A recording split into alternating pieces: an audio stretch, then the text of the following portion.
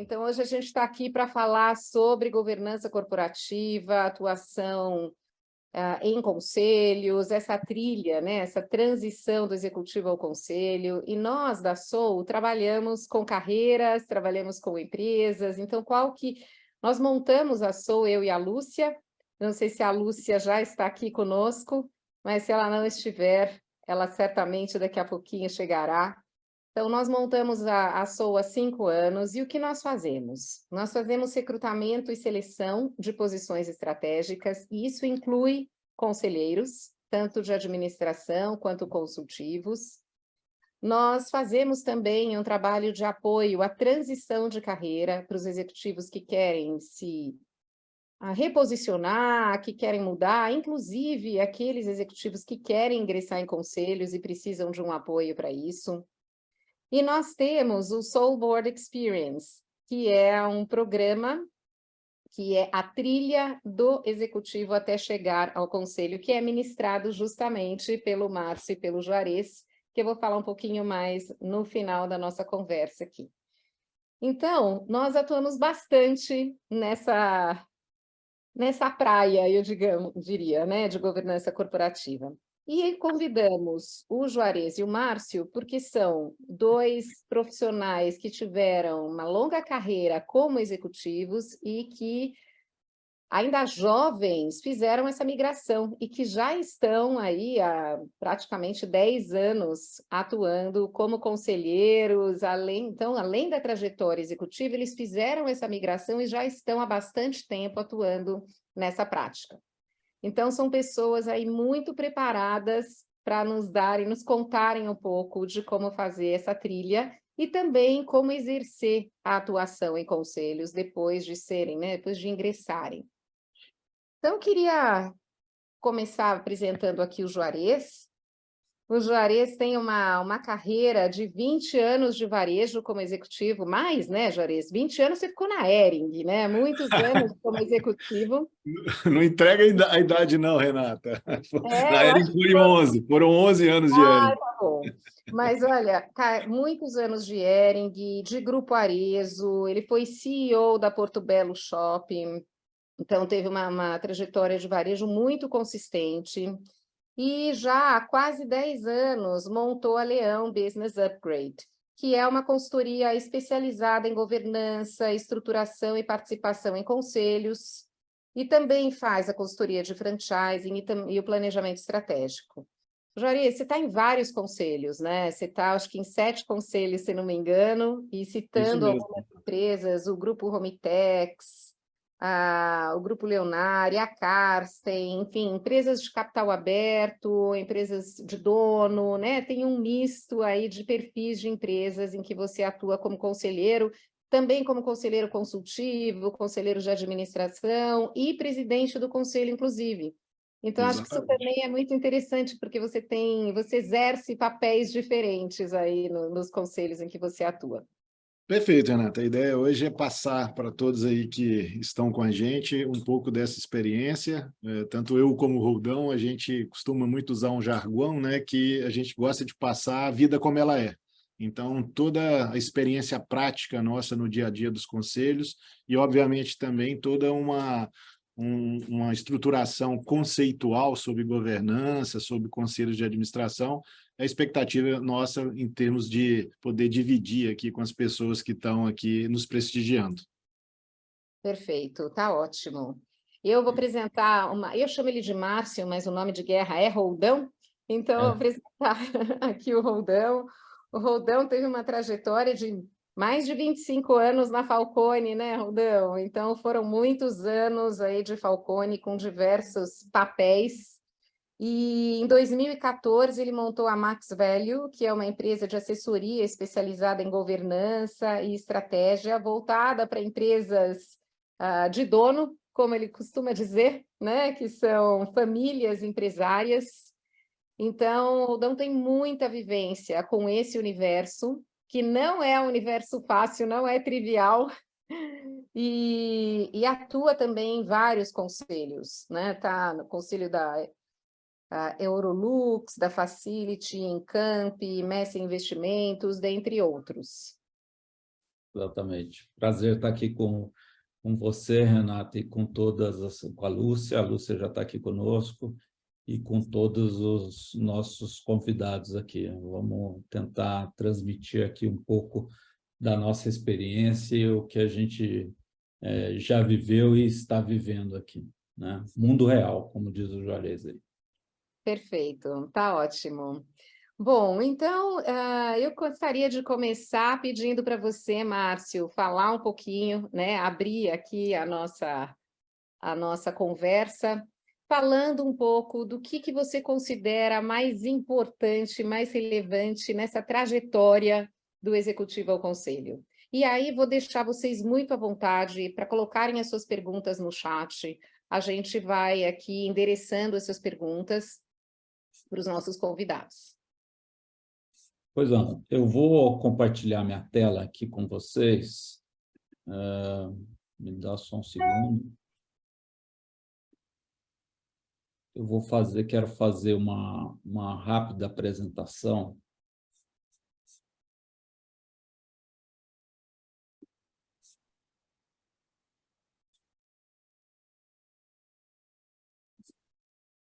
Vamos lá. Acho que está entrando. Está na tela, Márcio. Ótimo. Então, o que a gente quer passar um pouco aqui hoje? Como diz aqui o nosso título, nosso tema, a gente quer falar um pouquinho sobre a trilha do Executivo para o Conselho. E aí, o nosso entendimento é que essa trilha ela é composta basicamente por 3 grandes etapas, né?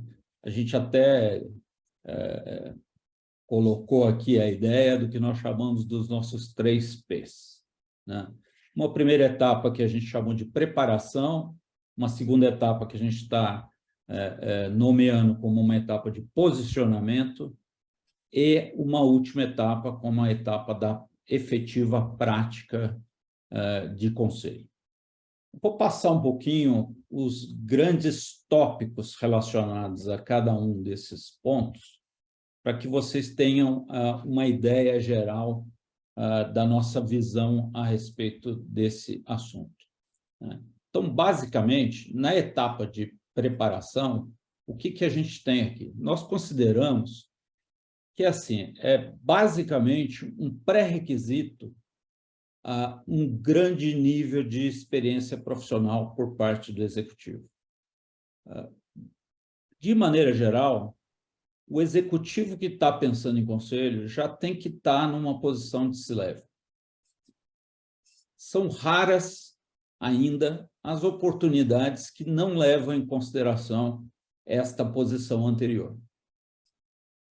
Só acontecem as situações de executivos fora do C-level serem ou convidados ou abordados para uma eventual posição quando, em alguns casos, ele tem um grande nível de conhecimento específico que, naquele momento, está sendo demandado pela empresa, em nível estratégico.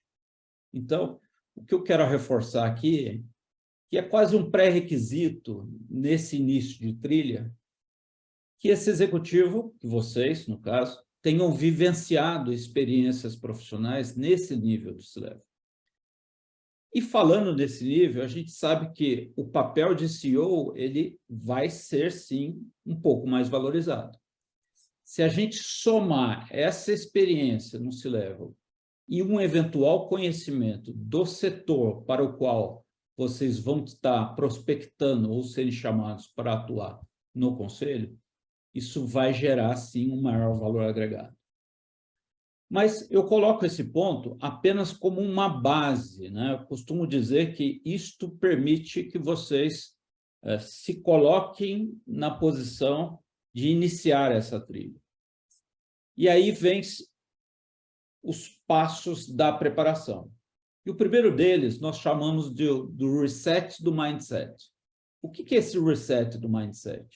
É o executivo começar a entender que a forma com que ele teve sucesso na sua carreira executiva vai precisar, de alguma maneira, ser um pouco modificada para que ele tenha o mesmo sucesso na carreira como conselheiro.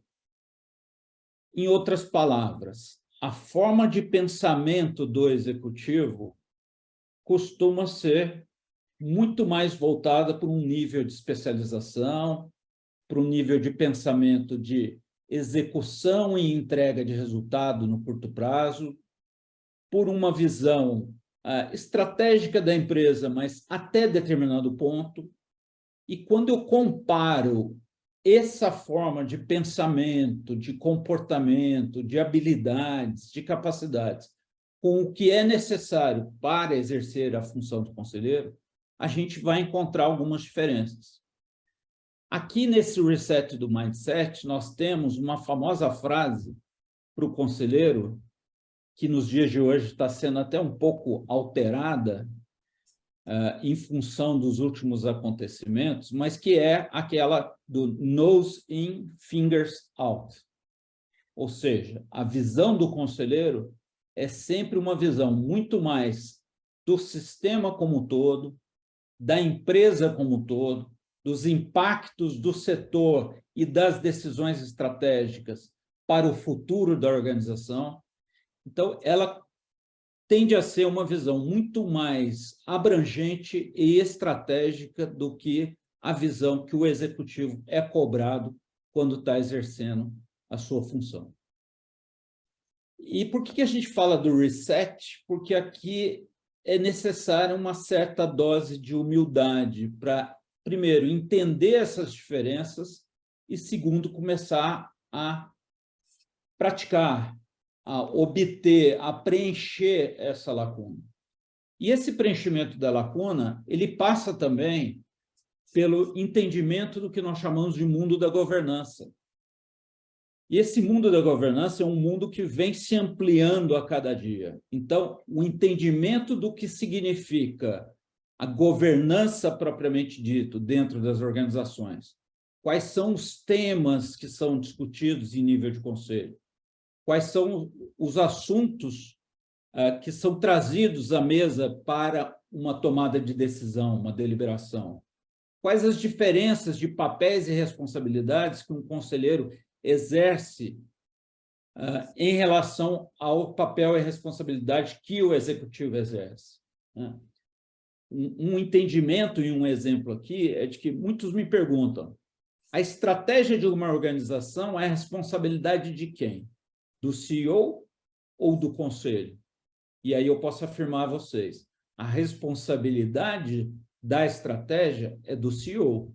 Certamente ele não conseguirá engajamento, comprometimento e nem a validação e a aprovação dessa estratégia se ele não fizer isso a quatro mãos com o conselho. Então, o entendimento de todo esse mundo, o entendimento dos temas, o entendimento da importância é fundamental. Nesta etapa, é importante que o executivo defina um mapa de conhecimento. Esse mapa de conhecimento vai passar por temas com os quais ele provavelmente não está acostumado a lidar. Um executivo muito comercial não tem um nível de conhecimento necessário ou a experiência necessária para tratar questões de, muitas vezes, de riscos, de compliance. Um exemplo, né? E assim em outras posições. Quando o executivo começa a entender melhor esse mundo da governança, é importante ele entender, dentro dessa sua trilha, como é que ele se prepara para iniciar. E aqui nós temos uma posição nossa, validada pelas recentes pesquisas, validada pelo próprio mercado, de que as maiores probabilidades, ou, melhor dizendo, o mercado hoje de conselheiro que mais cresce está relacionado ao mercado das empresas familiares e ou das startups. Portanto, entender o contexto desse tipo de empresa passa a ser algo fundamental nessa trilha. Então, você entende as lacunas do mindset, conhece os temas, os papéis e as responsabilidades do mundo da governança, E aí você precisa começar a localizar tudo isso dentro do contexto das empresas familiares e das startups. E mesmo entre empresas familiares e startups, nós sabemos que as diferenças são, muitas vezes, gritantes, dependendo muito do estágio de maturidade, tanto em gestão quanto em governança que essas empresas estão. Finalmente, esses 3 elementos, ele vai se concretizar no tão conhecido processo de lifelong learning. Então, um executivo que tem 15, 20, 25, 30 anos de sucesso na sua carreira, precisa imaginar que, com esses 3 elementos iniciais, será necessária a construção de um caminho que vai ser daqui para frente, sem fim, onde ele vai obter os conhecimentos necessários para a sua atuação como conselheiro. Todos os dias estão surgindo temas novos que estão sendo levados à discussão para as salas de conselho. Então, este processo precisa ser um processo contínuo, como o próprio nome diz. E isso fecha esse primeiro elemento do que nós chamamos de preparação. Existem formas, técnicas, eu diria, dicas importantes que a gente pode ir comentando aqui hoje e com o tempo, para que o executivo possa trilhar esse caminho de preparação e se sentir muito confortável para que ele possa migrar para o segundo estágio, que é o que nós chamamos do estágio do posicionamento. Falando dessa forma, a gente imagina que eu preciso cumprir a primeira etapa por completo para passar para a segunda. Não é bem assim, né? Como a gente está dizendo, o processo de lifelong learning, ele vai começar e vai ser uma constante na vida desse executivo que está indo para conselho. Da mesma forma, esse processo de posicionamento é algo que funciona de maneira constante. E aqui tem algumas dicas, alguns pontos fundamentais. Nós acreditamos muito que vocês, executivos, precisam, dentro daquele cenário do mundo de governança, dentro do cenário de mercado de empresas familiares e startups, realizar o que a gente chama de ajuste do foco. Nada mais é do que buscar novos filtros, que nós chamamos, ou seja, fontes de informação, que vão ajudá-los a ter um conhecimento mais aprofundado das empresas familiares e das startups. Aqui eu tenho um exemplo muito simples para colocar do que eu estou falando. Toda vez que eu abro o valor econômico, eu baixo o valor econômico para fazer uma leitura e percebo que lá tem uma notícia de uma empresa familiar ou de uma startup que está trabalhando no seu conceito de governança, que está sendo investido por um fundo, que está se preparando para um IPO, em termos de participação de conselho, já está definido o que será. Portanto, o valor econômico é uma fonte de informação pós. Se nós queremos nos posicionar em mercado para sermos conselheiros dessas empresas que irão para o valor é um simples exemplo, vocês sabem disso. Eu preciso ajustar esse meu foco, buscar outras fontes de informação. Que fontes de informação são essas? Ora, conhecer outros mercados, buscar outras publicações, estar antenado com publicações de diversas fontes alternativas, porque a gente sabe que mercado de empresa familiar, mercado de startup, tem todo um contexto especial. No segundo momento, o networking, como não poderia ser diferente, é fundamental. Eu posso dizer que talvez 90%, não sei se o Juarez depois vai concordar comigo, mas e até mais das posições de conselho, elas vão acontecer através do networking. Perfeito. Para isso, é fundamental o aumento da visibilidade, né? Ampliar as relações que você tem hoje. E quando eu digo isso, digo com muita naturalidade, porque de maneira geral, o seu primeiro nível de rede são de executivos na sua mesma área de atuação. Então, a gente tem que ampliar para um segundo nível, para um terceiro nível. Eu tenho que tentar identificar se a ferramenta LinkedIn é a mais adequada. Talvez seja a melhor para eu me relacionar com outros executivos.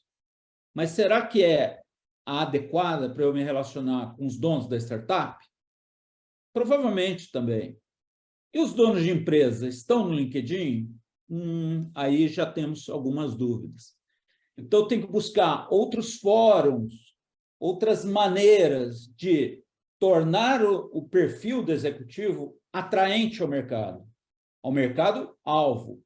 E, nesse aspecto, pensar que a flexibilidade, a humildade de considerar um começo mais simples. Posso dizer a vocês que eu já tive 2 posições de conselho, e foram conselhos de administração, que se iniciaram com uma amizade, que depois evoluiu para uma mentoria, e, finalmente, eu fui convidado a formar e estruturar com esses donos um conselho onde eu pude ali participar. Então, esse networking é fundamental dentro de uma visão mais sistêmica do mercado. E, praticamente, eu vou falar de networking de novo, só que eu vou falar da ampliação desse networking para profissionais que sejam ligados a empresas de consultoria, a empresas de auditoria, a escritórios jurídicos, recrutadores e vários outros especialistas. Por exemplo, a SOU aqui é um ambiente onde, muitas vezes, donos de empresa vêm bater para buscar executivos que estejam já ao ponto de participar dos seus conselhos. E, é claro, a gente vai ter aí um match para que isso funcione. Finalmente, é importante entender que, junto a esses profissionais, consultores, auditores, recrutadores, é necessário, sem dúvida nenhuma, uma relação de troca, né? Muitas vezes, os executivos eles ficam fechados e absorvidos pelaquela função que exercem dentro da empresa. E, no bom sentido, não se aproveitam dessa rede de relacionamentos para construir o próximo passo enquanto estão na cadeira. Vão fazer isso a hora que, infelizmente, estão ou numa situação de recolocação ou numa situação de que estão terminando a participação executiva em alguma organização. E o último ponto de posicionamento, é importante que cada um de vocês reflita a respeito do seu propósito dentro deste contexto como um todo, né? Aquela questão da proposta de valor pessoal. Por quê? Porque é muito importante que vocês saibam por completo o que vocês desejam alcançar com essa posição de conselho. Qual efetivamente será a sua contribuição para a empresa-alvo, né? E quais são os seus valores, e se esses valores são aderentes ao que você está buscando, dentro da empresa que você está buscando e na posição que você está buscando. Porque essa posição de conselheiro, ela exige uma postura e uma conduta ética, né? Por completo, uma comunicação clara e transparente. Precisa, sim, que você seja considerado uma das referências entre os seus pares, melhor ainda se for além dos seus pares, e um entendimento de que tudo aquilo que a gente colocou no primeiro item de preparação é uma preparação.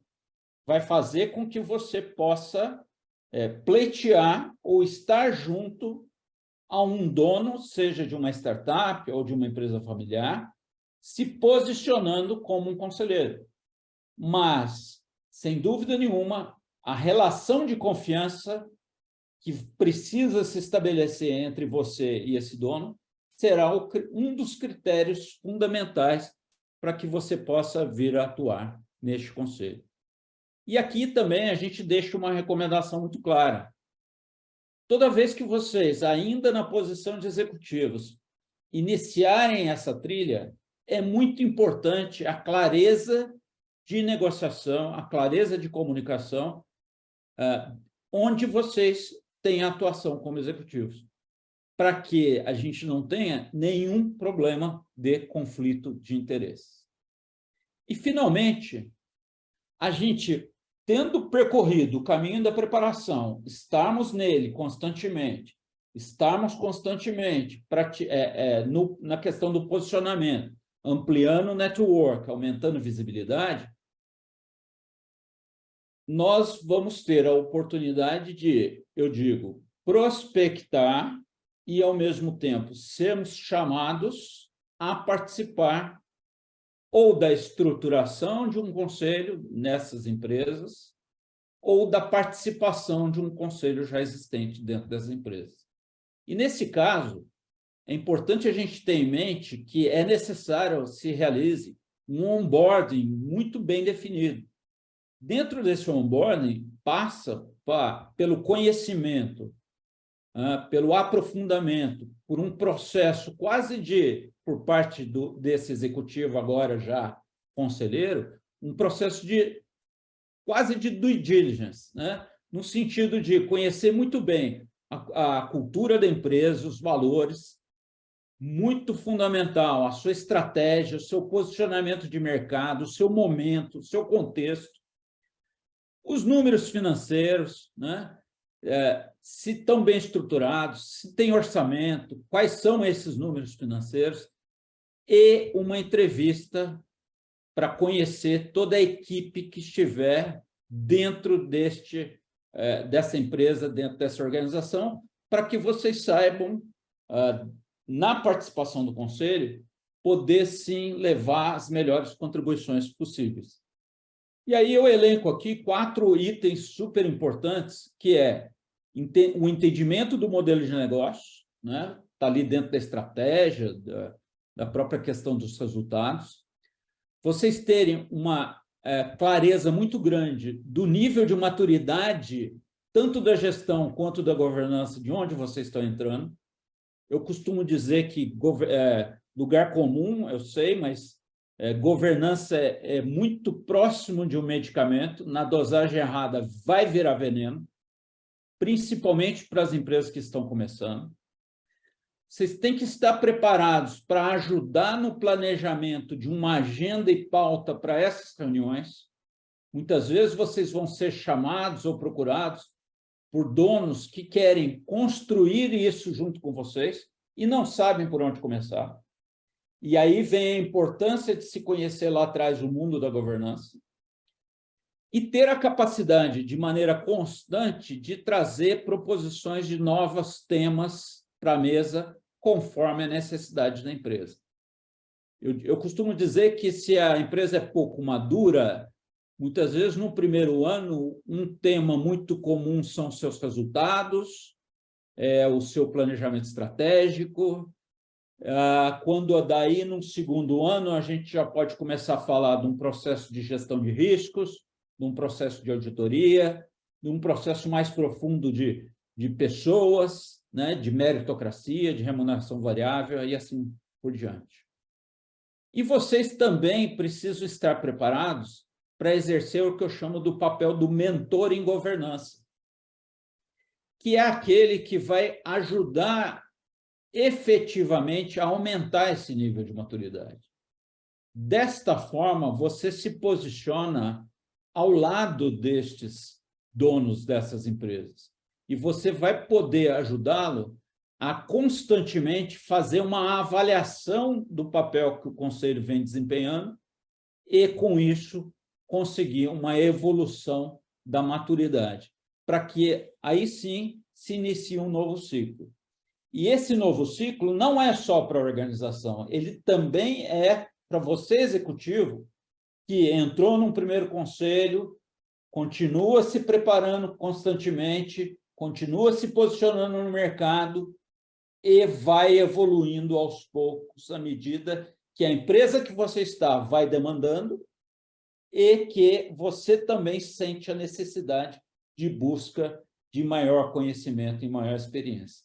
E desse jeito, você retorna à primeira etapa e transforma isso num ciclo mais, diria, constante, que vai viabilizar a sua participação não só em um conselho, mas no futuro em mais de um destes conselhos nesse tipo de empresa.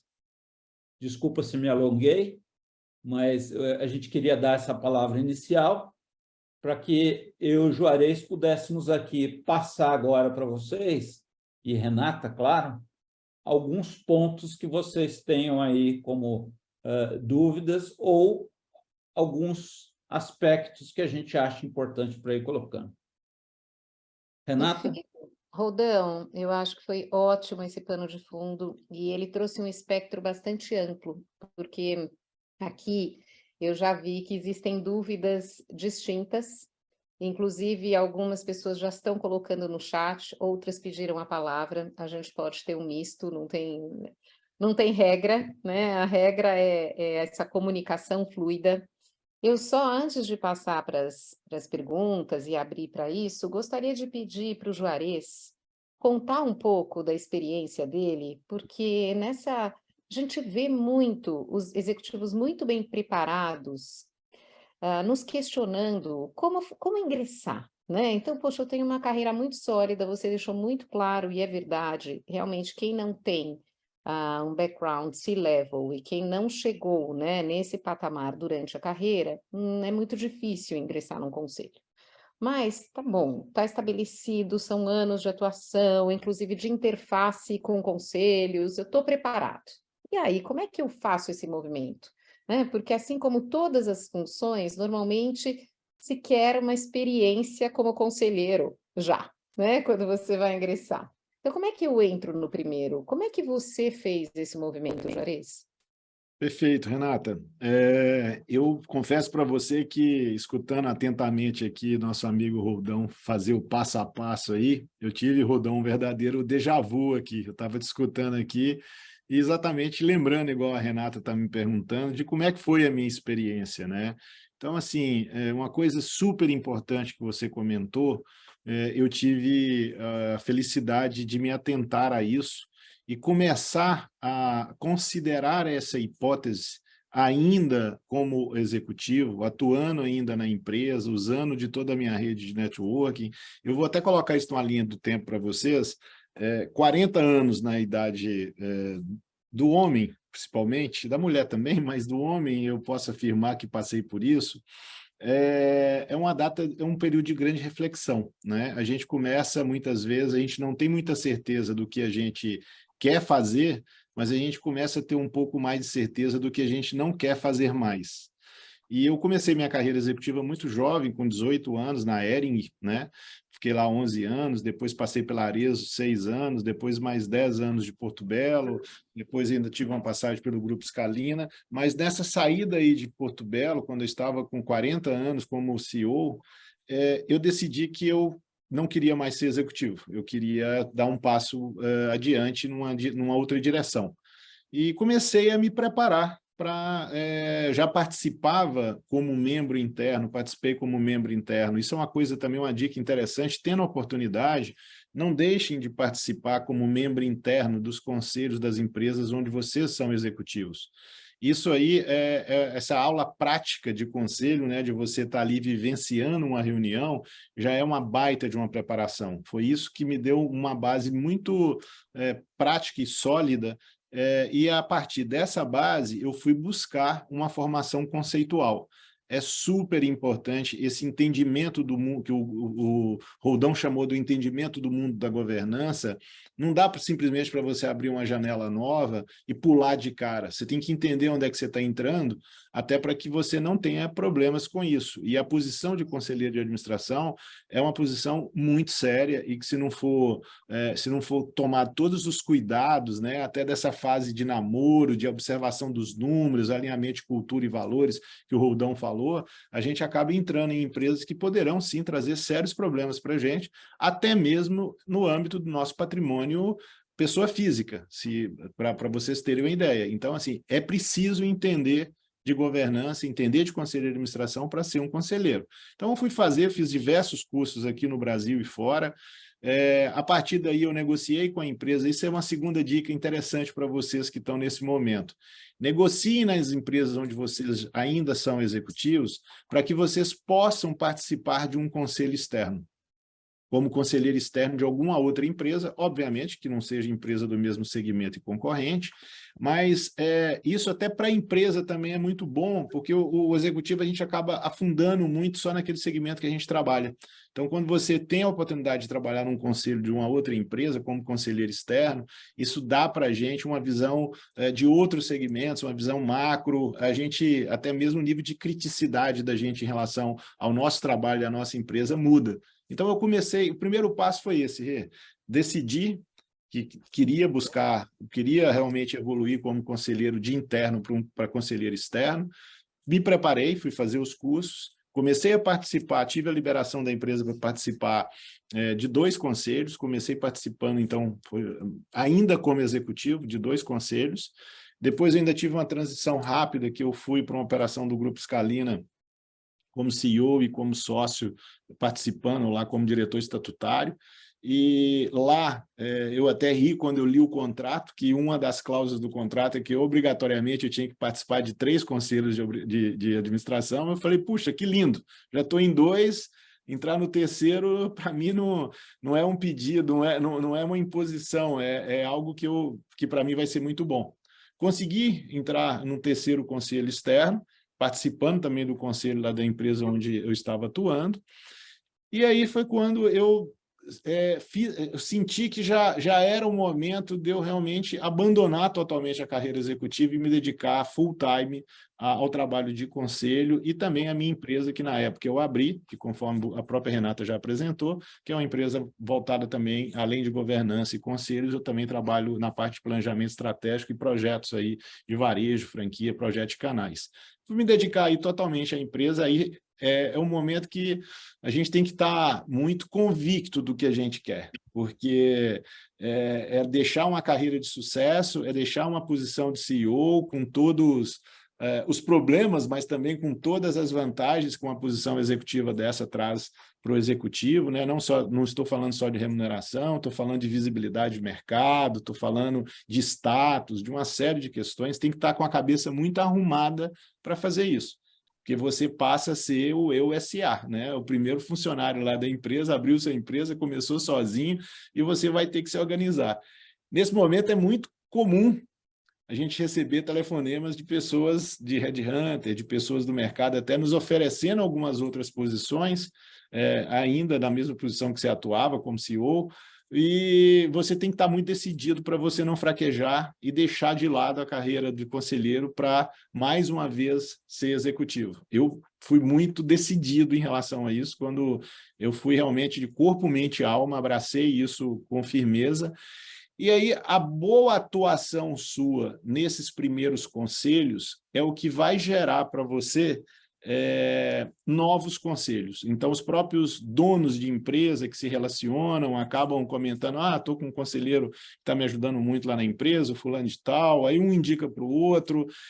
Você também começar a conviver mais com outros conselheiros, é muito comum a gente ser convidado para participar de um determinado conselho e a gente ter o que a gente chama de impedimento, pelo fato da gente já participar de um conselho de alguma empresa que atue naquele segmento e que, de alguma forma, seja um pouco até mesmo concorrente.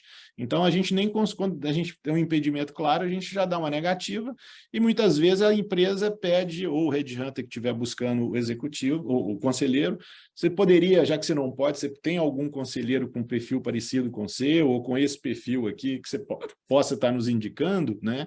Então, por isso que é muito importante a gente ter esses pontos de contatos. O Roldão também comentou isso, né? Porque como executivo a gente convive muito com os pares nossos na mesma empresa e muitas vezes com profissionais do mesmo segmento. Se você decidiu que você quer ser conselheiro, você precisa conviver também com outros conselheiros.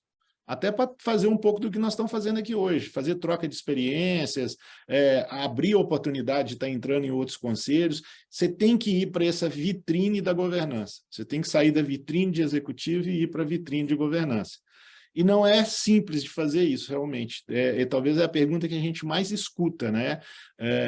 A própria Soul mesmo, nós estamos aí com esse desafio da gente montar até alguns eventos, criar algumas situações, alguns pontos de contato para que a gente possa estabelecer essas relações entre participantes aí de conselhos de administração. Breve aí vocês vão ter novidades aí sobre isso. Então, isso, tentei fazer de uma história longa curta, mas acabou ficando longa mesmo, desculpem, mas, assim, tentei resumir quase 10 anos aí essa minha decisão, como eu disse, né? Eu tomei aos 40 anos, eu me desliguei totalmente da carreira executiva como CEO aos 44, e hoje eu estou com 53, vou fazer 54 anos. Então, arredondando, tem praticamente aí 10 anos aí que eu estou full time aí dedicado aí ao mundo da governança e dos conselhos e, sinceramente, estou extremamente realizado. É muito bom fazer o que a gente gosta e, principalmente, colocar em uso e adequado e bem focado todo o background que a gente construiu de conhecimento e de relacionamento durante quase 30 anos aí de carreira executiva. Isso traz uma satisfação muito grande e um bom conselho ajuda muito na medida certa, tomando cuidado, igual o Rodão falou, é igual remédio, não pode ser na dose errada que mata, mas na dose certa, um bom conselho ajuda muito as empresas a chegarem numa posição superior, a ir para o nível de cima, a dar passos mais largos e fazendo isso com bastante consistência e mitigando riscos.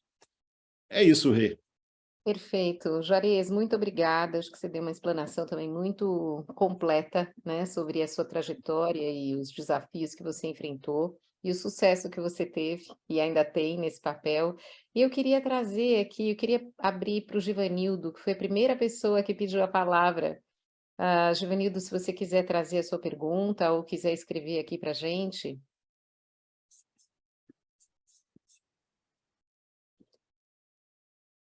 Bom, enquanto enquanto eu recebo algum alô dele, o Flávio também faz uma pergunta aqui para vocês dois, que um skill que não poderá faltar ao conselheiro é a ambidestria, né? O olhar para o que está acontecendo e a visão sobre o que virá. Como desenvolver essa habilidade fora da cadeira executiva? Vai aí, Rodolfo, já falei muito. Alô, alô, tá escutando, gente? Tá escutando? Sim. Opa, desculpa, gente. Até me perdoe aí pela a questão aí da pergunta, né? Mas eu já fiz essa pergunta pessoalmente, em palavras fica mais fácil. Roldão, a pergunta para você. Eu estou num cargo ainda, um cargo gerencial, ainda não cheguei ainda num cargo executivo, né? Eu pretendo aí em médio prazo, aí, até curto prazo, está chegando, né, nessa vertente. Né? Eu percebi muito no mercado, algumas empresas, que onde tanto o dono da empresa, conselheiro, está bem ativo assim, no LinkedIn e nas redes sociais. E eu gostaria de saber com você como que essa virada de chave na atual conjuntura, né? Dessa forma, né, os donos e os conselheiros estarem participando assim fielmente nas redes sociais, LinkedIn e assim vai. Tá. Bom, isso me permite até completar o que o Juarez tinha colocado. O que eu posso dizer é o seguinte, ó, tem alguns pontos que vocês executivos não podem cometer alguns erros, tá? Que é o seguinte: pensar que eu vou aposentar e virar conselheiro, esqueçam. Pensar que eu vou viver de conselhos, esqueçam. Né?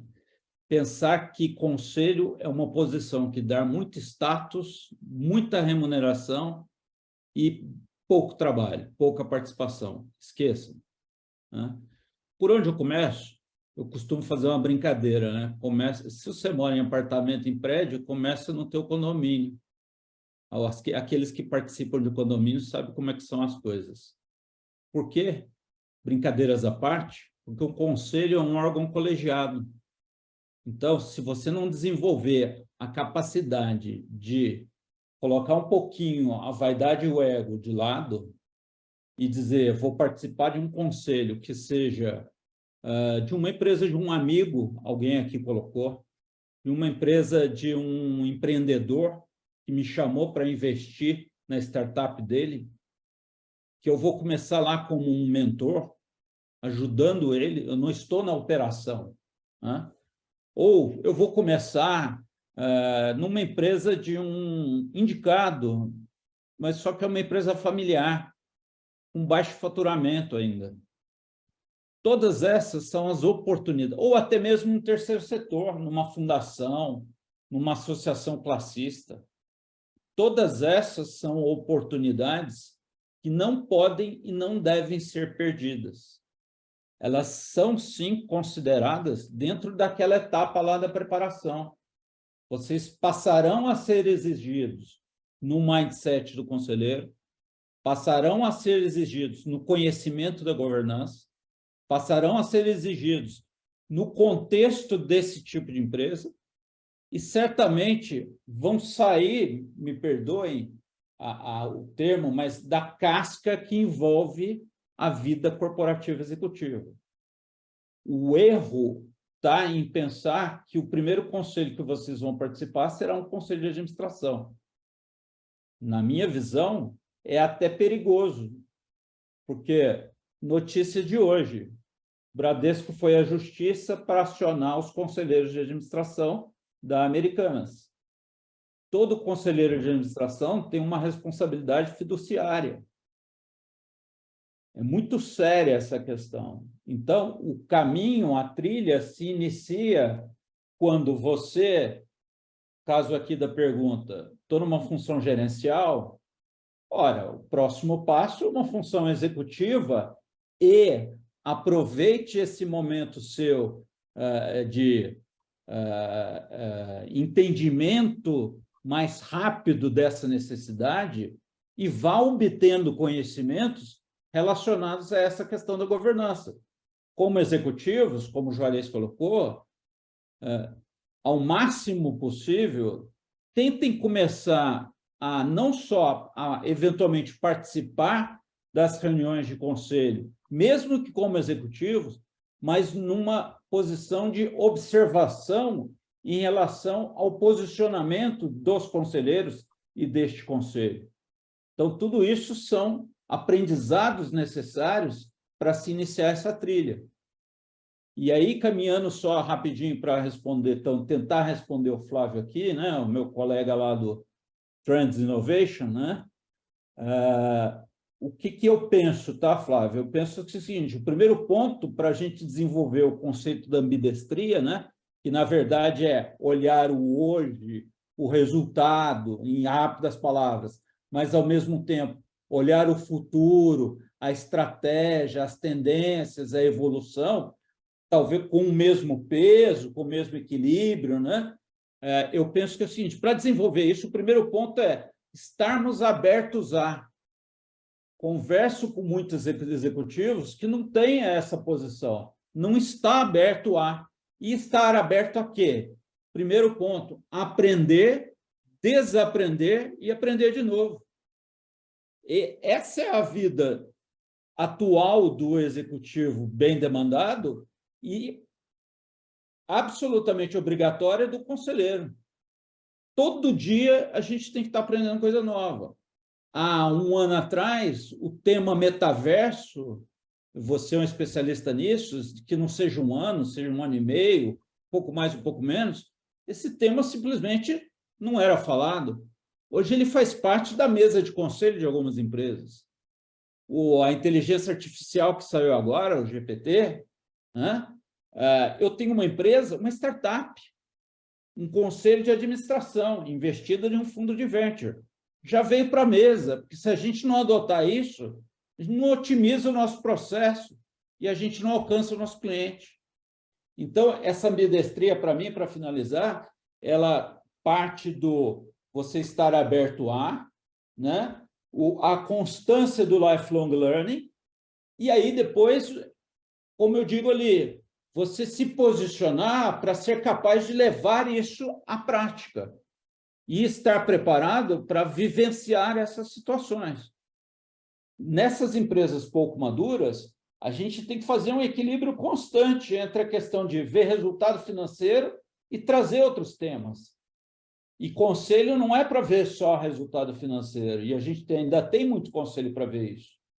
A gente ainda tem muito conselho que demanda CFO, que bom, é uma das posições primeiras mais demandadas, mas não é a única, isso está revertendo. Tem uma tendência aí de trazer pessoas que, como nós lá, temos uma formação de Trends Innovation, temos um olhar de inovação, de futuro, ou uma gestão de pessoas, a questão das remunerações, né? Então, todos esses temas estão vindo para a mesa de conselho.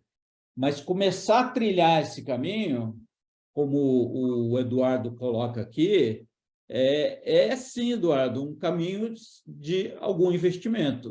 Mas eu diria que é um investimento em conhecimento, em aprendizado, em prática de vida. E, para mim, sempre foi muito agradável isso. Por isso, para encerrar, por isso que é super importante. Qual é a sua participação nisso tudo? Para que você quer conselho? Você quer conselho para receber bem e trabalhar pouco? Só se o Juarez tiver, Juarez. Olha, Márcio, não.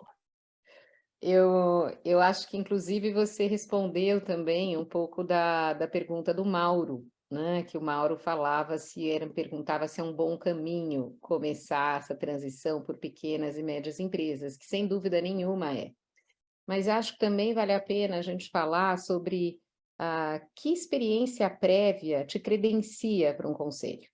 Porque nós que fazemos os processos de conselheiros para as empresas, e aí são empresas de diferentes portes. Às vezes são empresas que nunca tiveram governança, então querem fazer esse processo, querem começar, e outras vezes são empresas de capital aberto. E então a experiência prévia de um conselheiro, a experiência enquanto ele é executivo, ela não precisa ser só como CEO. Uma experiência como CFO ou com relacionamento com mergers and acquisitions, então compras de empresa, planejamento estratégico, mesmo hoje algumas áreas afins como RH, como inovação, a parte de tecnologia, essa vivência também credencia para o conselho. Só que existe, eu acho que uma diferença entre o que consegue chegar lá e o que não consegue, né? Então, muitos são executivos com carreiras muito bem desenhadas, e aí como é que é essa virada? Eu acho que essa virada exige aqui essa preparação que o Márcio trouxe para a gente, o Juarez também. E essa preparação, ela não é só um curso de formação. Eu até queria aproveitar e queria trazer essa pergunta que é muito feita, né? Muito comumente feita. Qual curso eu devo fazer? Existem vários, né? Vale a pena investir um recurso importante financeiro para fazer um curso de formação? O curso já me faz chegar lá? Vocês querem trazer um pouco de informação sobre isso? Posso contribuir sim, Renata. Cada vez mais, o Rodão chegou a citar isso ainda há pouco, as empresas estão deixando só aquele perfil de conselheiro com visão financeira e indo para uma série de outras áreas, como também, por exemplo, a maioria dos conselhos que eu participo hoje, você tem um conselheiro com foco em gente em gestão, ou com um background maior em gente em gestão, um background maior em tecnologia, outro em estratégia, outro em mercados, outro em logística, outro em reestruturação de dívidas. Isso vai muito do momento que a empresa está vivendo. Normalmente a empresa tenta, e é inclusive uma orientação que a gente dá quando dá formação do conselho, que os membros do conselho sejam o mais heterogêneo possível. Por quê? Porque um complementa o outro. Então, quando você apresenta um determinado projeto, com certeza o conselheiro que tem um viés mais financeiro vai estar fazendo ali uma prova de estresse, um teste de estresse em cima daquilo ali, para ver qual vai ser o payback, qual que é a taxa interna de retorno, como é que aquilo ali vai se pagar, se não vai se pagar, qual é o capital necessário inicial, quanto que vai ter que colocar depois que o projeto iniciar. Aí entra uma pessoa mais de mercado, vai já fazer perguntas de quais serão os diferenciais que esse projeto vai trazer para a empresa, como é que ele vai atuar no mercado em relação aos concorrentes. Então, cada um, com a sua experiência maior, vai contribuindo. Então, assim, além disso, dessa especialização, que acaba que a carreira da gente leva a gente um pouco para algumas áreas de maior conhecimento, como é o meu caso, por exemplo, que é a parte mais de mercado, varejo, franquia, canais. Então, eu vivi isso durante 30 anos em área executiva, então é uma área que eu tenho bastante domínio. Só que todos que nos escutam, quem quiser realmente ser conselheiro, tem algumas exigências que não tem como você não dominar. Então, por exemplo, eu não gosto de finanças, esse negócio de balanço, contabilidade, isso aí não é minha praia. Então esquece, você não vai ser conselheiro nunca. Não tem como você ser conselheiro sem você ter a capacidade de analisar, inclusive até mesmo se você não analisar direito o balanço da empresa, você vai estar, inclusive, entrando, conforme já alertamos aqui, em roubada. Você vai estar entrando numa empresa que muitas vezes vai estar ou falida ou pré-falimentar, e você vai estar entrando ali como conselheiro no momento. O exemplo da Americanas recente mostrou isso, né? Então, como executivo, se leva ou como conselheiro, você tem que olhar muito onde você vai entrar. Então, essa questão de conhecimento, de visão financeira, visão estratégica, para entender a estruturação de um planejamento estratégico, igual o Roldão explicou, não é o conselho que faz, mas o CEO e a diretoria faz e apresenta para o conselho. Você tem que ter uma capacidade ali analítica, se aquela estratégia ali é coerente ou não é coerente. Então, estratégia não tem como o conselheiro não ter essa visão. A questão de pessoas, até mesmo para conviver nesse ambiente, né, de condomínio ali, onde as pessoas dão seus votos, as pessoas se manifestam, sem um querer sobrepor ao outro. Isso também é algo que o conselheiro tem que ter, né? Então, cursos, então, aí eu acho que cada um precisa analisar, em relação a tudo isso que nós estamos falando aqui, quais são os meus gaps? O que eu já atendo e o que eu não atendo? Eu já tenho uma consistência muito grande aqui, por exemplo, em tecnologia que eu trabalho, e eu estou sabendo que o pessoal de conselho hoje está buscando uma cadeira de conselheiro com viés de tecnologia e tal. Não, se você já está bem nisso, legal. E essas outras áreas que eu acabei de falar? Você domina a parte de finanças? Não. Então, vai fazer um curso de finanças. Precisa, não tem jeito. Parte de estratégia, não domino.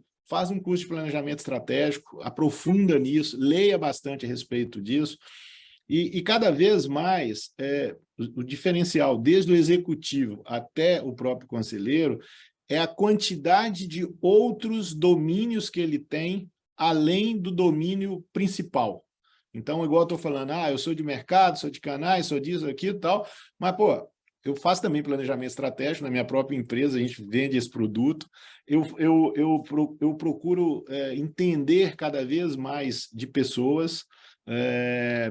Estou fazendo, inclusive, nesse momento, um curso com um psiquiatra, um negócio totalmente fora, a princípio, né? Quem olha assim, da minha área de atuação, mas é um curso maravilhoso, um curso que eu estou aprendendo um monte e está me ajudando muito como conselheiro, porque tem um lado aí, terapeuta também, né, na relação do conselheiro com o presidente do conselho, com o CEO. É muito comum a gente estar em casa domingo à noite, celular toca, presidente da empresa querendo trocar uma ideia que vai ter uma reunião de diretoria no dia seguinte, ou o presidente do conselho, e ele queria trocar uma ideia de como que ele deveria se portar nessa reunião, porque são assuntos bastante ásperos, que ele acha que vai ter uma reação muito grande da diretoria, você tem que intervir nisso, a questão de postura inadequada, às vezes do próprio CEO da empresa perante o conselho, e você de alguma maneira também precisa intervir.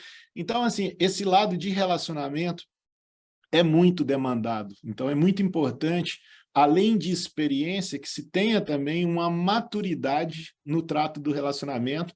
E outra coisa, tem que deixar o ego muito de lado, né? Você tem que chegar e falar, carreira executiva a gente fica, né? Eu quero subir, eu quero isso, tem que aparecer, tem isso, tem aquilo. Quando você entra num conselho, é um ambiente, inclusive, de grande aprendizado. Se você tiver modéstia para escutar e se posicionar de uma maneira não reativa, a cada conselho que você participa, você vai ficar mais bem preparado para participar do próximo. Então, é um aprendizado constante, né, Renata? Então, a gente, igual eu falei, acabou, né, aquela fase que a gente fazia graduação, pós-graduação, MBA, mestrado, não sei o quê, e falou, não, agora chega, agora é trabalhar. Nada, cada dia é uma história diferente. O Roldão citou duas coisas agora super atuais e importantes, né? Por exemplo, atualmente, inclusive, essa questão da inteligência artificial, isso é algo que vai impactar drasticamente todas as profissões, já está impactando e irá impactar, sim, o conselho também. Então, a gente tem que estar o tempo todo buscando novas informações e atualizações. É um grande desafio, isso não para nunca. Eu quero aproveitar... Rapidinho. O pessoal fala assim, eu preciso fazer o curso do IBGC, né? Então, eu vou dizer para vocês o seguinte, olha, gente, tem 3 ou 4 bons, excelentes cursos, né? Tem o curso de formação de conselheiros do IBGC, tem o curso de formação de conselheiros da Dom Cabral, tem o curso de formação de conselheiras mulheres da Sampo, tem o curso da Inova Business School, que é voltado para conselheiros Trends Innovation, inclusive tem alguns colegas aqui, muito bom, eu fiz parte da primeira turma, mas a minha pergunta é, você faz MBA sem ter feito graduação, sem ter tido experiência? Então, acho que aí eu já respondo. Eu, particularmente, não sou a favor de que se faça, num primeiro momento, diretamente, este tipo de formação. E para posicionar claramente vocês é o seguinte, quando você tem o seu plano de desenvolvimento preparado, quando você começou a se posicionar em mercado, e quando você estiver a ponto de iniciar a prática de algum conselho, esse é o momento mais adequado de procurar um desses cursos. E aí procure o melhor que se encaixa no seu perfil, porque cada um desses tem um perfil de passagem de conhecimento, de participantes, etc.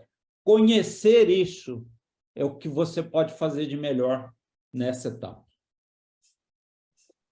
Márcio e Juarez, eu queria fazer um outro comentário, que é o seguinte, a gente falou aqui sobre entrar numa empresa, ou sobre ajudar, às vezes, uma empresa menor, né? Entrar quase como não é bem entrar como conselheiro, é um mentor, vocês usaram essa palavra, ou até um consultor, que não é ali na atuação do dia a dia, mas para apoiar o acionista, e esse também é um caminho natural. Então, às vezes, a gente tem um amigo que tem uma empresa, que está indo bem, que está crescendo e que olha a nossa experiência executiva e fala, puxa vida, acho que você poderia me ajudar um pouco aqui.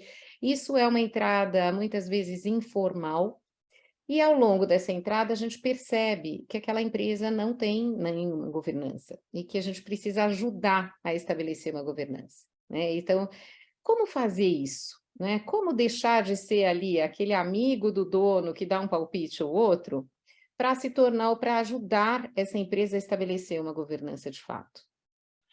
Aí o desafio é até um pouco maior, né, Renata? Porque o desafio de ser conselheiro, conforme a gente falou até neste momento, já é um desafio bem grande.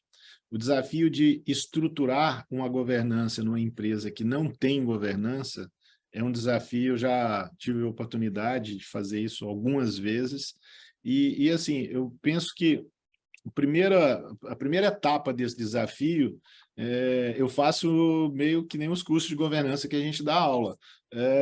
Eu preparo, chamo o presidente da empresa, o fundador, os diretores, as pessoas que vão ter relacionamento ali com o conselho, os principais executivos, coloco numa sala e vou dar uma aula para eles de governança corporativa. Porque não tem como você introduzir governança se as pessoas não sabem o que é governança. E a maioria, sinceramente, não sabe. Tem muita gente que quer ter conselho, que nem sabe para que serve o conselho de administração. Tá, Jolê, mas os caras não sabem por que eles querem ter. Porque ontem estava tomando uísque numa mesa de um restaurante top lá da cidade deles e o amigo deles, que também é empresário, falou que tem conselho na empresa dele, e se o amigo dele tem conselho, ele também quer ter. Eu já vi situações como essa. Sério, isso não é piada, isso acontece. Então, assim, não tem como você chegar numa empresa que não sabe o que é governança, quais são as vantagens em se ter um conselho de administração, você não vai conseguir introduzir. Então, a primeira coisa é esclarecer isso, tá? Estar preparado para ter condição de criar esse esclarecimento. E aí são várias etapas depois. Tem hora até que a gente chega numa empresa, a gente vê que ela está tão longe, ela não tem, por exemplo, book de informações de gestão do negócio. O conselho não consegue trabalhar se não tiver os indicadores do negócio, porque os executivos estão no dia a dia e conseguem até fazer uma gestão meio por sensibilidade. O conselheiro vai na empresa normalmente uma vez por mês. Se a gente não receber, uma semana antes da reunião, o book com todas as informações, você não consegue ajudar aquela empresa. E se tentar ajudar, você vai, sem informação, tomar a decisão errada, princípio básico de administração. Então, não dá para ter. Então, antes de ter o conselho, vem cá, você já tem o book? Não, não tem. Então, vamos preparar isso aqui. Então, estou me colocando na posição dessa pessoa que começou lá como amigo do dono, participou lá de algumas reuniões, viu que não tinha governança, aí foi explicar o que era governança, foi explicar o que era conselho, foi explicar o que precisa ter antes de instituir o conselho, que é, por exemplo, a questão das próprias informações que eu acabei de citar, a questão de quem vai presidir o conselho, qual é a função de cada um dentro do conselho, o que se espera desse conselho, o estatuto desse conselho precisa ser também montado, que é um documento super importante. Juarez, mas está falando disso tudo, você está falando de conselho de empresa de capital aberto, conselho deliberativo? Não, não estou falando disso não, estou falando também de conselho consultivo. Não adianta você ter um conselho numa empresa que o conselho exige, não é burocracia, mas exige alguns ritos. Dentre eles, você tem uma clareza do que você espera dele espelhada no estatuto. Então, essa pessoa que está lá ajudando um amigo vai ter que construir esse estatuto. Se não tiver conhecimento suficiente, vai precisar do suporte, certamente, de um advogado. A gente que já fez isso várias vezes, mesmo não sendo advogado, a gente tem, num consultivo a gente faz, num deliberativo, com certeza eu vou colocar isso para ser feito e com aval aí de um corpo jurídico competente, né? E aí começam as primeiras reuniões. Eu costumo até, às vezes, para não assustar muito, que do mesmo jeito que tem gente que pede para ter conselho sem saber o que é, tem gente que quer ter conselho, mas tem medo de ter conselho. O presidente fundador acha que depois que tiver o conselho, ele não vai mandar mais nada. Eles vão me encostar ali num lugar e vão decidir tudo aqui e eu vou ficar, né? Então, tem toda uma transição também do fundador para a presidência do conselho, todo mundo se assentando nos seus cargos, entendendo como é que é o funcionamento do conselho. Então, às vezes, para não assustar, em alguns casos eu cheguei já a começar como um comitê estratégico, para não chamar de conselho, porque esse nome conselho costuma assustar.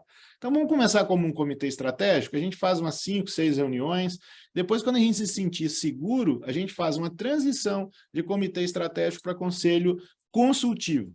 E aí nós vamos ter, no conselho consultivo, igual eu já falei, além do estatuto, eu sugiro para vocês que tratem os ritos do conselho consultivo da mesma forma como se fosse um deliberativo. Então, além do estatuto, tem que ter ata, tem que ter votação, tem que todo mundo assinar a ata, tem que ter um livro de ata onde isso tudo fica registrado. Hoje em dia existem softwares, inclusive, que nos ajudam a ter isso centralizado num único local, com acesso remoto por parte de todos os conselheiros. Por que eu defendo isso? Porque se algum dia houver a intenção de um upgrade de consultivo para deliberativo, a empresa já está pronta.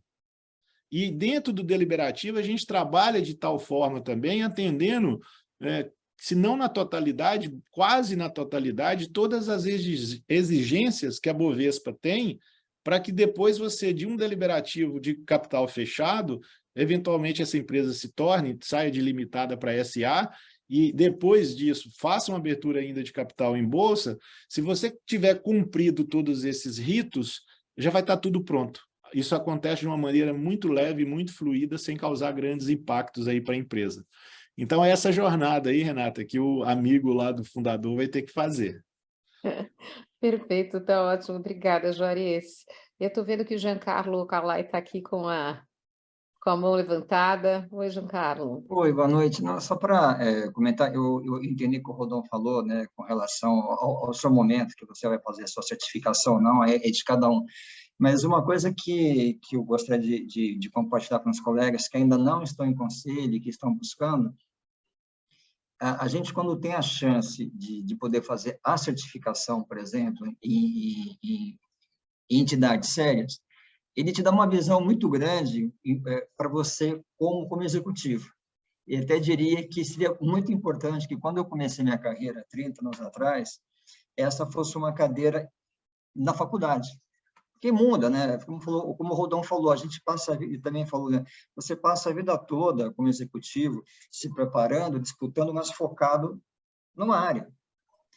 E aí eu tive duas experiências, uma trabalhando numa empresa de capital aberta no Brasil, porque você está numa multinacional, é bacana, mas quem está na pressão é quem está na Suécia, quem está em Nova York, quem está em Milão, não é que está em São Paulo.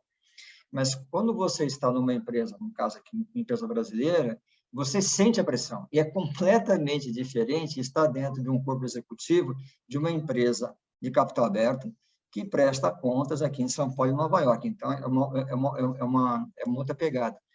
E aí, e quando você faz o seu curso, ele te abre muito a cabeça. Você começa a compreender certas dores do corpo executivo que você não entende, né? Então, até recomendo, a gente sabe que existe um investimento financeiro, de tempo, tudo, mas eu diria que, e eu conheci muitas pessoas na minha jornada que fizeram o curso, ainda não estão atuando, né, como conselheiros ou como conselheiras, mas o curso os preparou para serem melhores executivas ou executivas. Então, assim, não é uma jornada perdida quando você faz o seu investimento e aí, enquanto você ainda está ainda como executivo ou como executivo, né? Quem já, como o caso do Rodão e do Juarez, que foram se preparando, é diferente, né? Mas eu acho que as coisas, elas se juntam e realmente ajudam muito a cabeça da gente quando a gente está no dia a dia. E, gente, muito obrigado aí pelo tempo de vocês, a experiência bacana, tanto do Rodão como do Leão. Bacana, gente. Obrigado. Vejam bem, concordo com tudo que você colocou, tá? E absolutamente não falei contra este processo de formação, né? E ele, inclusive, isso que você coloca, está na minha cabeça muito naquilo que eu escrevi lá, mundo da governança, tá? O entendimento do mundo da governança. Então, essa uma das etapas de preparação fundamental, até para ter a possibilidade de fazer o que a Renata comentou. Se eu for ser o primeiro, como é que eu vou fazer uma mentoria de algo que eu ainda não conheci? Então, sem dúvida nenhuma, super recomendável, tá?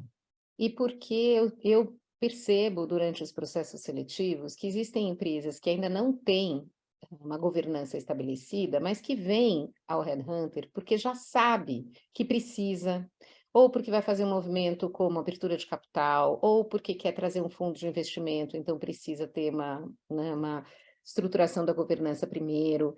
E aí elas já estão num outro nível de maturidade.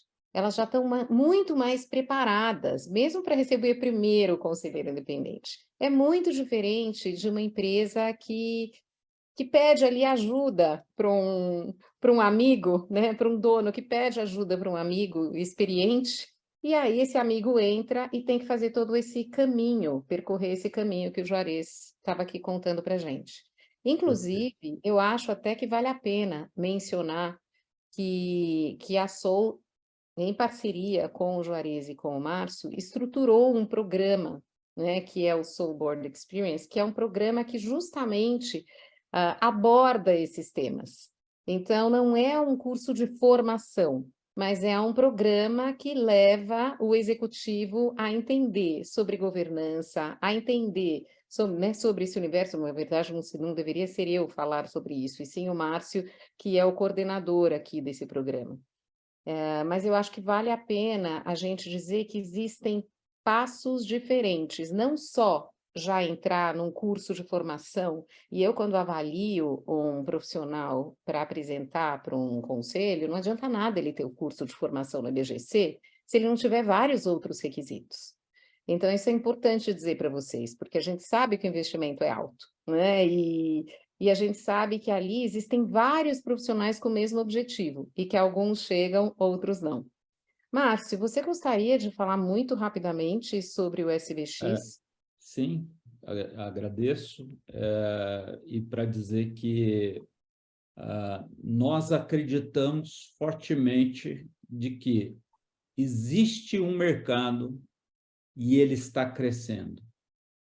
Mercado para conselheiros. Inicialmente para conselheiros consultivos. Outra notícia boa. Esse mercado, ele ainda é pouco maduro. Num mercado pouco maduro, existem chances e oportunidades para pessoas relevantes e experientes que querem começar a vivenciar isso. Essas pessoas são quem? São vocês, os executivos, com boa formação, com grande experiência, com grande vivência. Nós estamos fazendo a ligação já para o ponto, nós já estamos na nossa 7ª turma. E nós temos turmas pequenas, porque a característica da nossa formação é discutir essa trilha, é discutir como é que eu faço a preparação, é apresentar as características do posicionamento, é discutir um pouco como é que eu vou para a prática, né? Trazendo o que eu e o Juarez vivenciamos nos últimos 10, 15 anos aí, o mundo real, que é a palavra que a gente gosta tanto, né?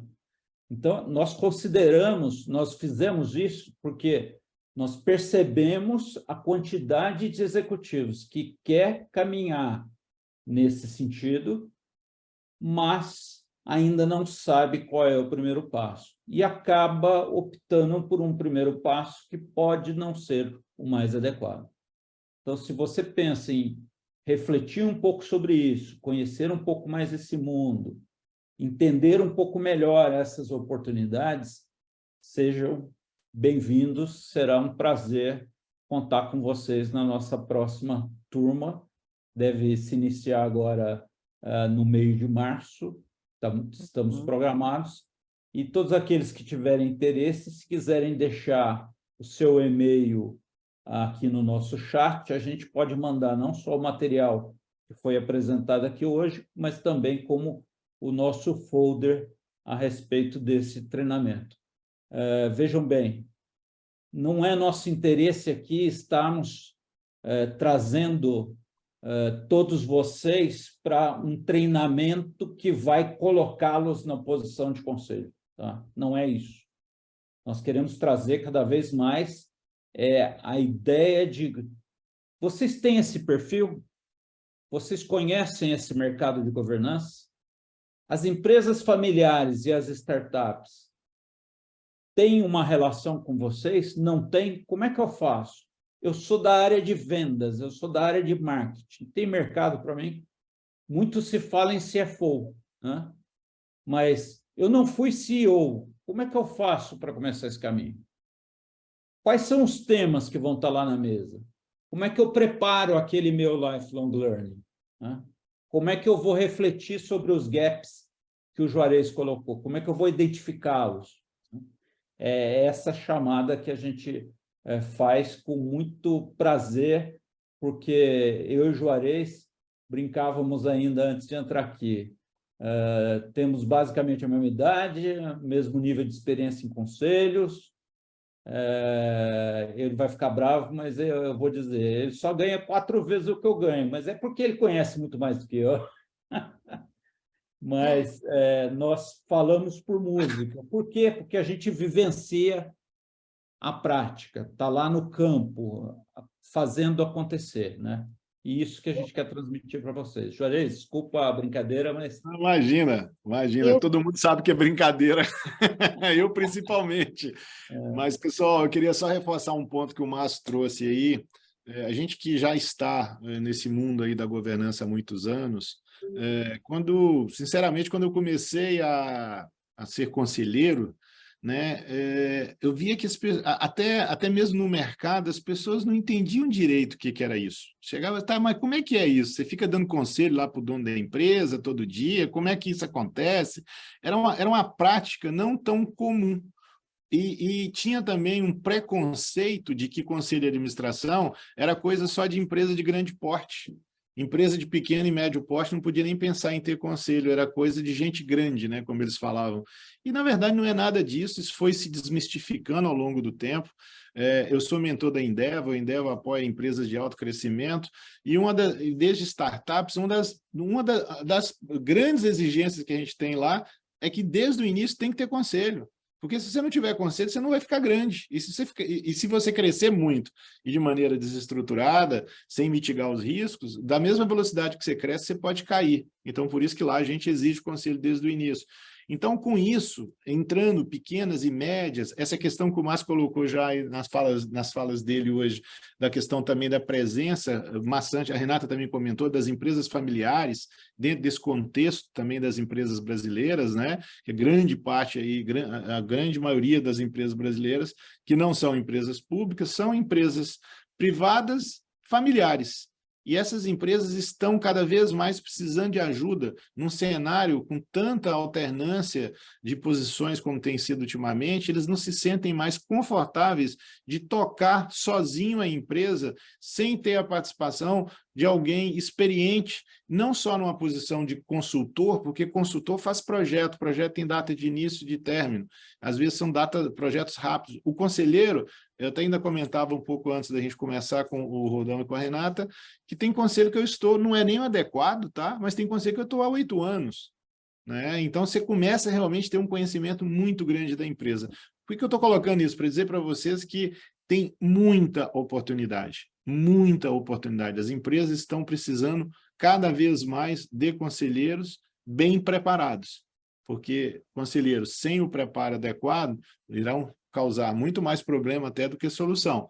Então, cumprir toda essa trilha que foi descrita aqui por nós, com profundidade, com consistência, e para que vocês tenham a segurança também de poder prestar esse serviço, que é um serviço de alta competência, da melhor forma possível, colaborando cada vez mais, não só para o crescimento dessas empresas, mas também como colaborando para o reconhecimento do quanto a governança e os conselhos podem ajudar a alavancar um negócio. Então, reforço esse ponto aí, o momento é extremamente propício. Obrigada, Juarez, Márcio. A gente está quase chegando, a gente falta aí acho que 5 minutos para terminar o nosso evento. O Paulo Cardoso estava com a mão levantada, não dei oportunidade dele falar. Não sei se ele ainda está aqui. Estou por aí, estou aqui sim. Obrigada. Basicamente, assim, a minha pergunta, eu estou já me preparando aí já em alguns cursos há algum tempo, mas eu percebi que de alguns meses para cá houve uma proliferação de empresas de ensino tradicional, Fundação Dom Cabral, Trevisan, todo mundo criando módulos específicos de ESG, de DIA, para conselhos. Né? Eu queria a opinião de vocês se isso é uma tendência em virar, na verdade, um projeto acadêmico das grandes universidades de formar isso, ou se a gente ainda precisa ter uma formação específica de profissionais que participaram de conselhos como vocês, ou se daqui a pouco vai ser um projeto da gente ter um diploma, que vai valer um diploma de conselheiro da universidade. Eu tenho sido assediado muito com alguns e-mails aqui de universidades tradicionais, de cursos tradicionais. Eu não sei se vocês convivem com isso, se é uma realidade. Sim. Essa tendência vem lá de fora. Os melhores centros de excelência mundiais têm cursos muito bons e específicos voltados para o board, para o conselho. Aqui no Brasil, a gente tenta, de uma maneira ou de outra, me desculpa a palavra, imitar isso. Não acho que isso vai vir para um nível de graduação ou coisa parecida, porque não tem relação, na minha opinião. Acho que vai aumentar. a gente precisa ficar muito atento, e é algo que eu e o Juarez fazemos com muita frequência. Eu estou falando eu e ele, porque a gente até troca, né? A gente até se pergunta, como ele disse agora, estou fazendo um treinamento aqui com um psicólogo, eu estou vendo outros, a gente de vez em quando até pergunta um para o outro, e porque a gente acaba tendo muita informação no dia de hoje, e é necessária uma curadoria muito séria. Isso é algo que a gente desenvolve continuamente aqui, a gente tem essa preocupação contínua. Até porque, com essa proliferação, porque está aumentando o mercado e está aumentando o número de executivos, surgem lugares que começam a prometer coisas que não vão acontecer, né? Não adianta eu elevar todos vocês executivos à categoria de conselheiros e dizer que eu vou colocar vocês todos para atuar no dia seguinte. Por favor, me diga onde isso é verdade e realidade, que eu vou também entrar na fila. Não é assim. Eu diria que mercado existe, oportunidade existe, como já dissemos, mas depende muito de tudo isso que nós estamos colocando aqui. E essa dependência está relacionada a cada pessoa.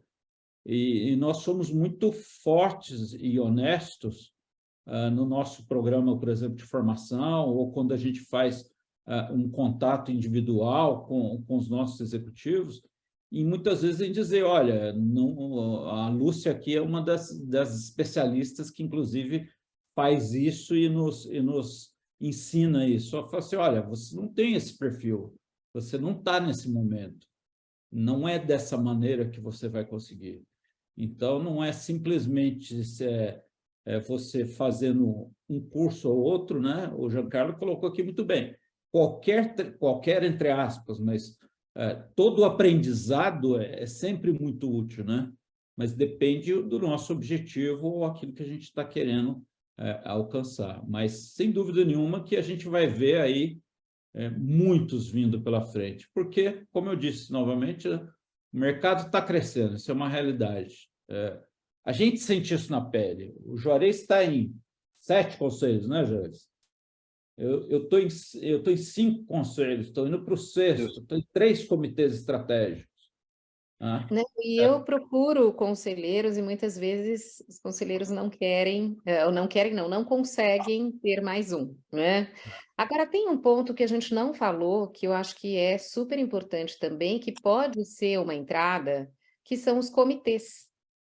Então, inclusive, uma das perguntas aqui era relacionada a isso. Se a gente puder, eu sei que é um assunto muito mais amplo para 2 minutos, que é o que falta, né? Comitês dá muito pano para manga. Mas eu acho que vale a pena falar rapidamente sobre isso. Vou falar bem rapidinho, eu passo para o Juarez, tá, Juarez? É o seguinte, na minha visão, é o seguinte, é uma das maiores portas de entrada para o executivo, porque o comitê ele tem um tema especializado a tratar. Então, se eu sou um executivo de gente, eu posso participar de um comitê de pessoas. E é a melhor forma de você estabelecer o relacionamento inicial. Aí, Juarez, toca aí, por favor. Não, perfeito. E cada vez mais os conselhos têm utilizado a ferramenta dos comitês.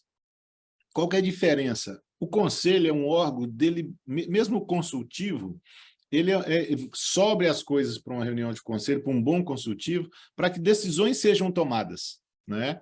E para que as decisões sejam tomadas, isso tem que subir num nível de fundamentação muito grande, porque senão a gente que não está no dia a dia da empresa, você não consegue examinar aquilo e se posicionar. E tem assuntos que não dá, então, para ficar discutindo 6 horas na reunião do conselho, que senão seria uma reunião de uma... Primeiro que reunião de 6 horas já é complicado, dá algo que seja de 4. Mas ainda mais para discutir um assunto único. Normalmente, em reunião de conselho, a gente discute 8, 10, 12 assuntos. Então, aqueles assuntos que requerem aprofundar para depois voltar para o conselho, normalmente um dos conselheiros é designado pelo presidente do conselho para ser sponsor, para ser o responsável por esse comitê. Então, por exemplo, vamos trocar o RP da empresa. Isso é um negócio que pode travar a empresa se não for bem planejado. Então, vamos criar aqui um comitê de RP? Vamos. Qual que é o conselheiro que tem mais afinidade com esse assunto? É o Márcio Roldão. Então, Roldão, você vai ser o sponsor. o Roldão vai convidar pessoas, executivos internos, para compor esse comitê. E muitas vezes existe a necessidade de membros externos, que é o que a Renata bem lembrou aí. Então, nessa de buscar membros externos, a gente busca no mercado especialistas naquele assunto. No exemplo que eu estou dando, especialistas em implantação de ERP. E esse membro participa do comitê. Muitas das vezes, o comitê não decide, o comitê prepara as informações para, mais uma vez, subir ao conselho para que o conselho decida. Muitas vezes, dessa apresentação ao conselho, depois do assunto já discutido, boa parte desses membros do comitê participam dessa reunião no conselho. Então, já é uma oportunidade também dele vivenciar um pouco como é que o conselho vai avaliar e decidir em cima daquele tema que ele ajudou a aprofundar. E se ele for participativo, tiver um bom desempenho, se mostrar boa parte dessas características que a gente está comentando aqui, existe uma probabilidade muito grande dele ser depois convidado aí a vir fazer parte também do próprio Conselho de Administração. Então, é uma bela porta de entrada, se vocês tiverem oportunidade, não desprezem, independente até de questão de remuneração, tem coisas na vida que para a gente chegar lá na frente, se tiver que pagar, vale a pena pagar para participar. Né? Eu estou com um filho que está formando agora, está fazendo graduação, eu consegui um estágio para ele, e ele me perguntou, pai, vai ser pago? Eu falei, meu filho, se a gente tiver que pagar para você fazer estágio lá nessa empresa, eu vou pagar com muito bom gosto. E da mesma forma, às vezes são através dessas oportunidades mais periféricas que a gente consegue exercer e chegar onde é o foco principal nosso enquanto ser conselheiros. Inclusive, conselhos não remunerados, conselhos em associação de classe, conselhos em organizações não governamentais, isso é super importante também, abre muitas portas, porque já é a prática, né? É o exercício da prática. Então, olha, eu gostaria de agradecer muito a presença de todos aqui, em meu nome, em nome da Lúcia, como sou. Obrigada. Juarez e Márcio, super obrigada, vocês são parceiros aí de tantos anos, inclusive para todos aqui, todos que se manifestaram, nós já anotamos os e-mails e vamos mandar as informações sobre o SBX. Boa noite a todos, obrigada. Boa noite. Obrigado.